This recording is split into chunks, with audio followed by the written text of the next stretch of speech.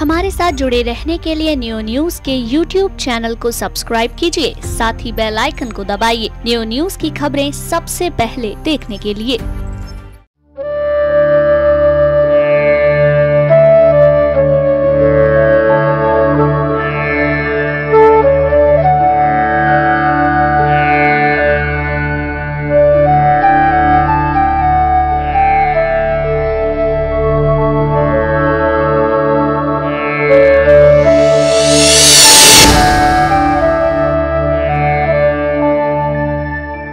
यमुना प्रदूषण को लेकर के लगातार बातें होती रही हैं और अब भी होती रहेंगी और भविष्य में भी होती रहेंगी, लेकिन सबसे बड़ा सवाल ये है कि आज एक बार फिर यमुना जी में लाखों मछलियां केमिकल युक्त पानी से मर चुकी हैं। लंबे समय से यमुना के लिए संघर्ष कर रहे हैं। आज इनसे जानते हैं कि आखिरकार मछलियां क्यों मर रही हैं और कहीं ना कहीं क्या प्रशासनिक कोई चूक है या फिर ये सब दिल्ली से ही हुआ है। आपका बहुत बहुत स्वागत है। यमुना प्रदूषण लेकर आप कई सालों से हैं, आज फिर मछलियाँ मर गई। बड़ा कष्ट का विषय है। कल शाम से मुझे फोन आने चालू हुए वृंदावन से जी, भाई साहब आइए, और यहाँ जो है बड़ा गंदा पानी आ गया अचानक और कुछ मछलियाँ बनना चालू हो गया जोगल घाट पर जी।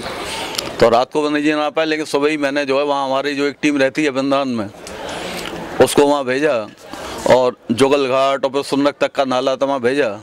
तो निश्चित रूप से उन्होंने कहा लाखों मछलियाँ तड़प रही हैं, मर रही हैं और बड़ी मछलियाँ भी हैं।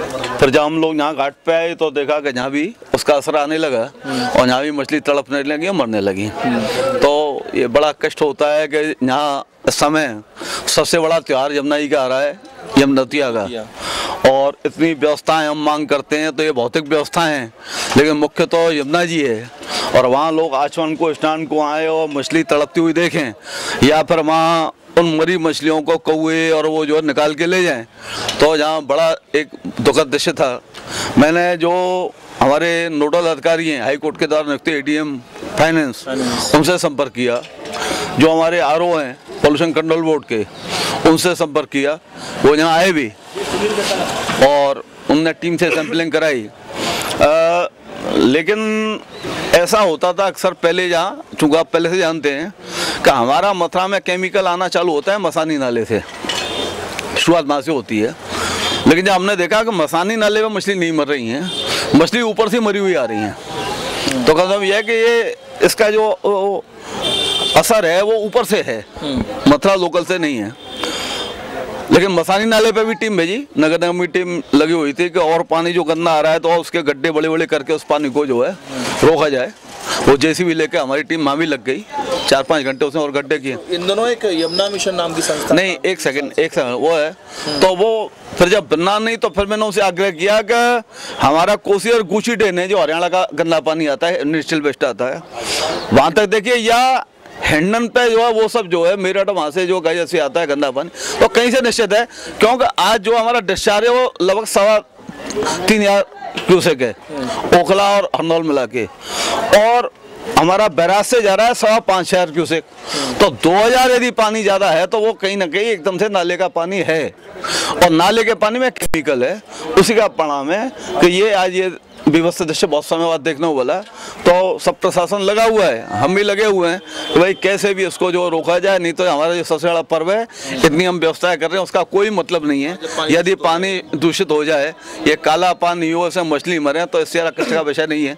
तो सब लोग लग रहे हैं, कोई ना कोई हल निकलेगा, और मैं सोचता हूँ कि ये आगे कोई ऐसी घटना न हो, इसके लिए पूरा जो है हम लोग और ज़्यादा प्रयास करेंगे, ऐसा लगे। यमुना मिशन के मुद्दे की बात करें, 3 साल में जो कार्य किया, ऐसा है कि जब मैंने माननीय उच्च न्यायालय आदेश कराए थे तो उसमें रिवर पुलिस की स्थापना हुई थी। जी बिल्कुल। उसका काम ये था, उसमें जो हमारे कप्तान साहब हैं पार्टी हैं, उसमें है कि एक दरोगा, एक हेड कांस्टेबल और 6 कांस्टेबल, वो मथुरा से लेके वृंदावन तक गश्त करते रहेंगे, और इनके एफिडेविट है कहाँ हमारी पिकेट है, और उसकी चौकी भी तो एक बोर्ड चाहे उखड़ा पड़ा हो तो यहाँ स्वामी घाट पे वो चौकी भी थी, सब लोग बैठते थे और गश्त चलती थी। काम ये था उसका मेन, कछुआ मछली का शिकार नहीं होगा, घाटों पे अतिक्रमण नहीं होगा, कोई मलबा नहीं डालेगा, धोबी कपड़े नहीं धोएंगे, और भैंस इसमें भीतर नहीं जाएंगी। इसी के लिए केवल रिवर पुलिस बनी। अब उसमें पिकेट में आप देखेंगे तो शायद मुझे भी पता नहीं कोई सिपाही है या नहीं है, कभी देखी नहीं हमने तो। मतलब पिछले बहुत समय से एक आध ऐसा सफाई लगा देते हैं जो बिल्कुल चलने फिरने लायक भी ना हो, यानी जो किसी का खाना पूर्ति या। और हाई कोर्ट में एफिडेविट यही लगेगा कि हमारी रबर पुलिस का जो है यहाँ मतलब सीओ भी है, सीओ को जिम्मेदारी दे दी गई। हाँ, सीओ को जिम्मेदारी दे दी है, क्योंकि पार्टी है कप्तान साहब। इतना बड़ा अतिक्रमण हो गया। आप देखिए चक्रतीर्थ घाट कितना सुंदर घाट है, कृष्णगंगा कितना सुंदर घाट है, उसके मीलों तक आगे मलबा चला गया।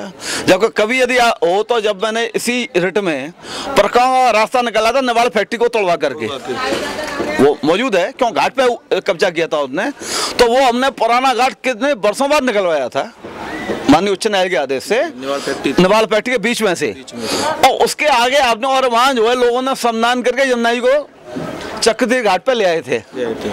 आज भी आपने देखा तो सब लोगों का सहयोग किया वहाँ के लोगों ने, और उस घाट पे जो यमुना जी को वो लोग साफ करके ले आए थे। क्यों अब ये मोक्षधाम बाद में बना है, पहले वो जो है जो भी शव यात्रा आती थी वो उसको विश्राम वहीं देते थे उस घाट पर विश्राम, तब आगे वो जो है यमुना किनारे लेके जाते थे। तो उस घाट पे जो है आगे आपने कितनी दूर तक जो है मलबा डाल दिया है, जहाँ बिल्कुल खाली जगह खादर। देखिए वृक्षारोपण का हम विरोधी नहीं है, वृक्षों से पॉल्यूशन खत्म होता है, बिल्कुल ठीक बात। नदी का भी पॉल्यूशन खत्म होता है, और वैसे भी रिचार्जिंग वाटर होती है, तो वो जो है पानी भी नीचे जो है अंडरग्राउंड वाटर भी जो डेवलप होता है।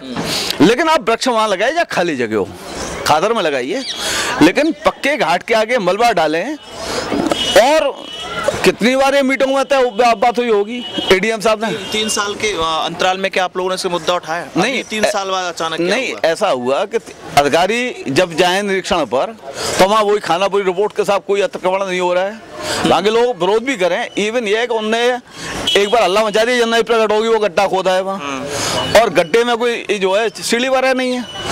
दुर्भाग्य से गर्मियों में एक आध दो लोग उसमें डूब के भी मर गए, डूब गए, क्यों उनको पता नहीं है कि क्या है। लेकिन तब भी प्रशासन नहीं जगह, और उल्टा ये कि कोई जाओ तो वहाँ माला पहन करके और स्वागत करके अधिकारी प्रशासन अधिकारी वहाँ जाए तो ये करके आ जाए।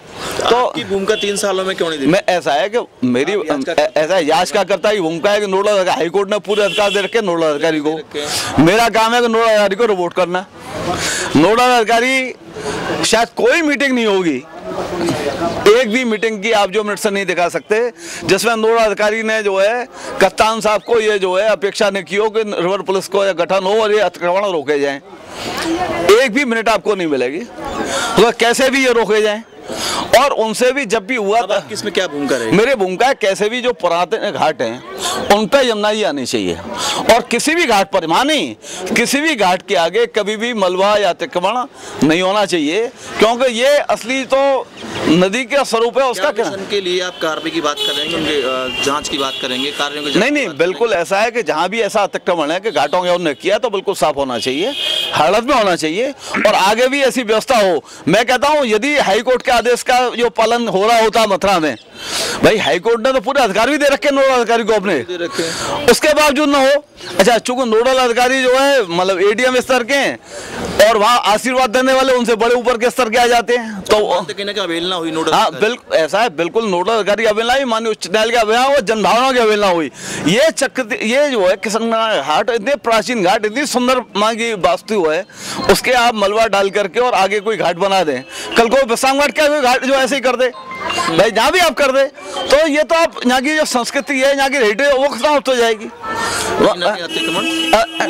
ये तो अतिक्रमण है, उसको तुरंत हटना चाहिए, और आगे से ऐसे व्यवस्था कोई भी नहीं कर सके। आज भी हमारे कई ऐसे केस अभी जो यही सब भी कह रहे थे, अभी भी कई ऐसे मकान हैं जो गलत हैं, तो हमारी अभी अपेक्षा रहती है कि साल में स्थान तक किसी का भी अतिक्रमण है, चाहे वो घाट हो चाहे सड़क हो कोई भी हो, वो तुरंत हटने चाहिए। ये जनता की संपत्ति और जनता के लिए उपयोग किया, किसी व्यक्ति विशेष को इस पर कब्जा करके इसके स्वरूप को विकृत नहीं करना चाहिए। यमुना में लगातार बढ़ रहे प्रदूषण के संबंध में जब याचिकाकर्ता गोपेश्वर नाथ चतुर्वेदी से पूछा गया तो उन्होंने बताया कि उन्होंने 3 साल के दरमियान कई बार यह सवाल उठाए हैं, लेकिन सवाल यहां उठता है कि रिवर पुलिस की भूमिका आखिरकार यहां क्या रही? क्या 3 सालों में रिवर पुलिस को नहीं दिखा कि कहां वृक्षारोपण हो रहा है, कहां पर खनन हो रहा है और कहां पर रास्ता बन रहा है? इसको लेकर के तमाम तरह के सवाल अब उठते हैं। आखिरकार जब मुद्दा उठता है तभी मुद्दे की हवा क्यों तैरती है, उससे पहले कोई व्यक्ति सजग क्यों नहीं होता। अपने साथी राजेश सोलंकी के साथ रवि यादव।